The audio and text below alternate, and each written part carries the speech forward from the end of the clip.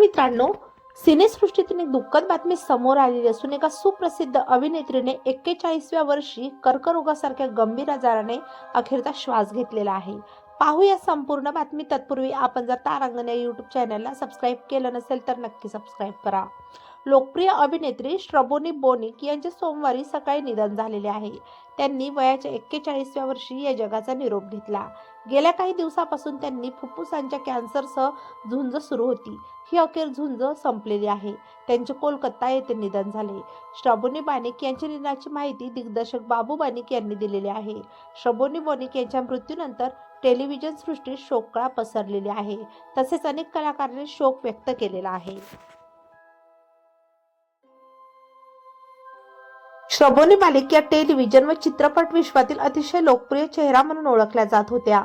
त्यांनी चांदेर बारी, भूटू, सुहाग चांद अशा अनेक मालिकांमध्ये व चित्रपटांमध्ये काम केले होते. तेव्हा मित्रांनो, आपल्या तारांगण या यूट्यूब चॅनल तर्फे दिवंगत अभिनेत्री श्रबोनी बोनिक यांना भावपूर्ण श्रद्धांजली.